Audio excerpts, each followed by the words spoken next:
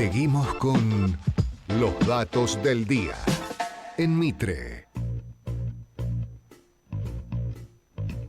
Muy bien, y alguien que pasó desapercibida ayer fue la vicepresidenta de la Nación, ¿no? Parte esencial del triunfo de Milei a las presidenciales. Estamos en comunicación una vez más con la periodista Emilia Delfino. Ella escribió un libro muy interesante que es la biografía no autorizada de Victoria Villarruel, la vicepresidenta que desafía a los Milei. Emilia, ¿cómo estás? Roberto te saluda.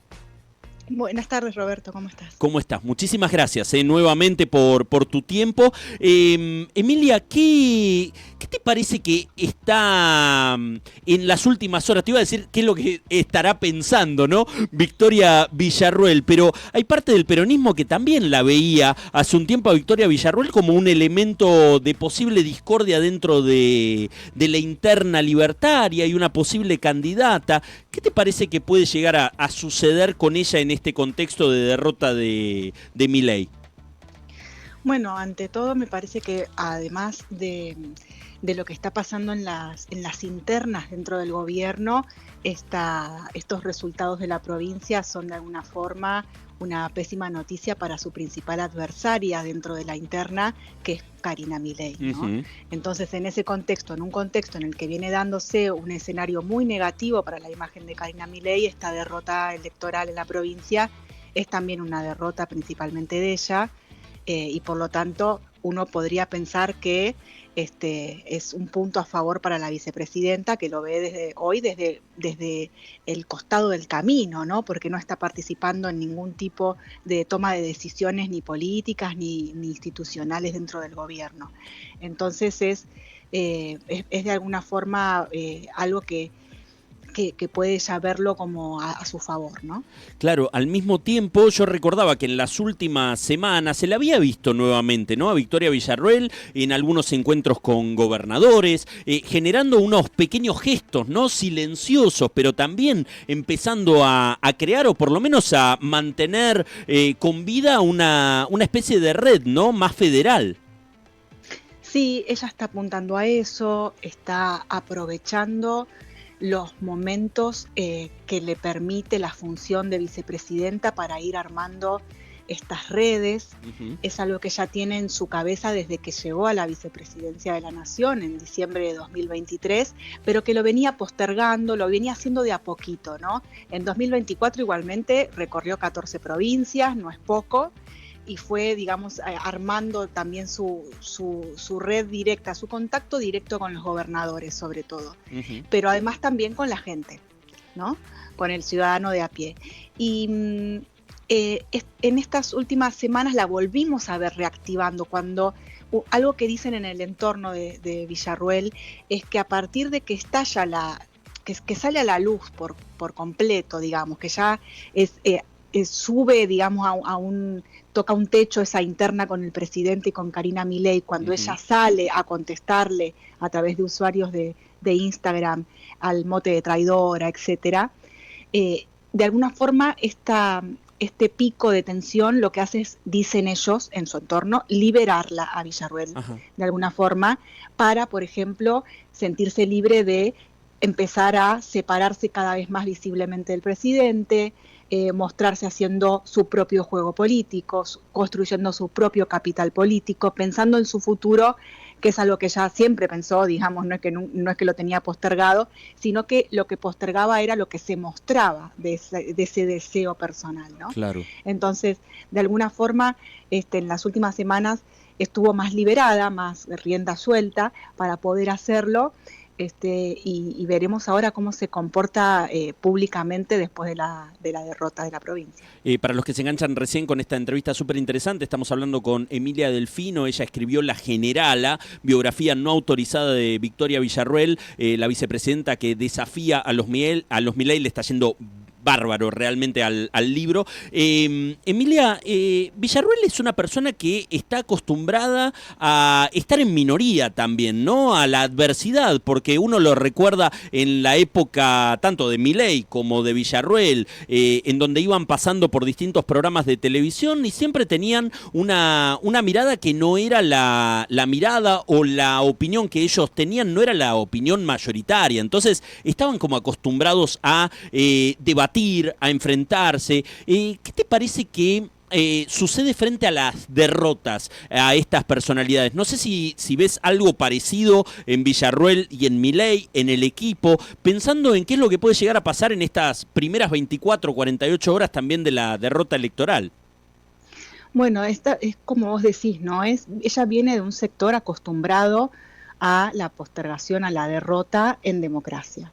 Ahora, desde que ella llegó a la política, le está yendo bien, porque entró con un muy buen puntaje junto con Milei como diputada nacional en 2021, después gana la vicepresidencia junto con Milei en 2023, y esta es la primera gran derrota de La Libertad Avanza, si mal no me equivoco, pero es una derrota en la que, como decíamos, ella está afuera ya de La Libertad Avanza, ella se siente expulsada del gobierno, del gobierno la considera a su vez afuera de La Libertad Avanza y del gobierno, y es como una figura que se tiene que bancar porque, a diferencia de otras figuras, no la pueden echar por su cargo, ¿no?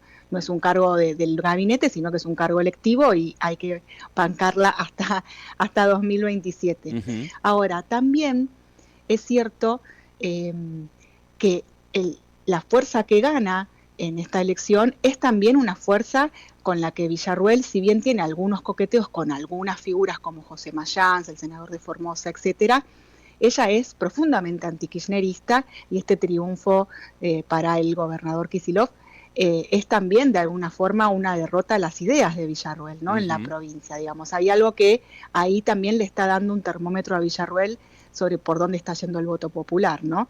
Pensando también que ella está pensando en la provincia de Buenos Aires como una alternativa para 2027.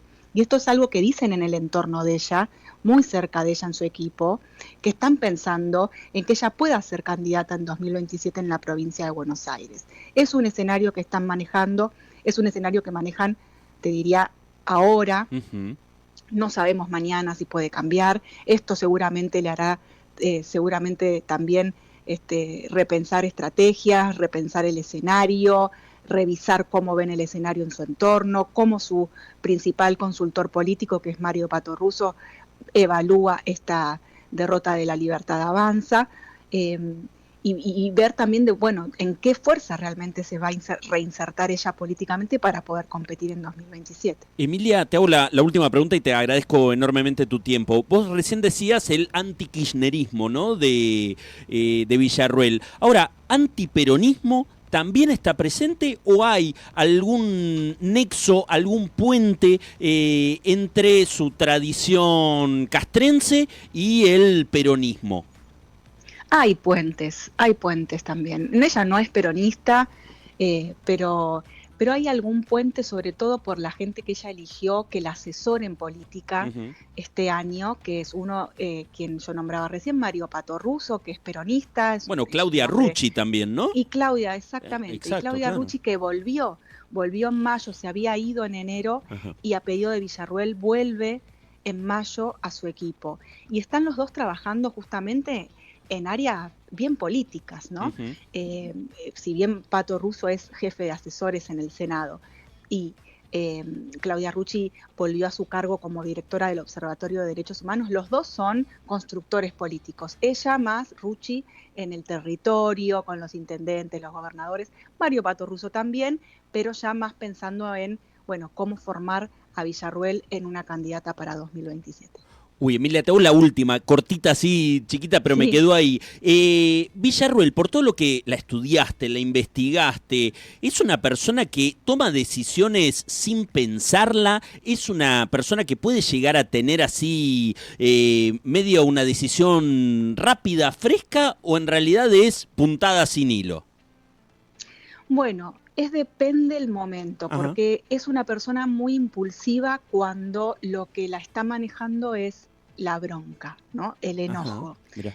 Cuando hay enojo en eso se parece mucho a Javier Milei. Cuando hay enojo, Villarroel reacciona.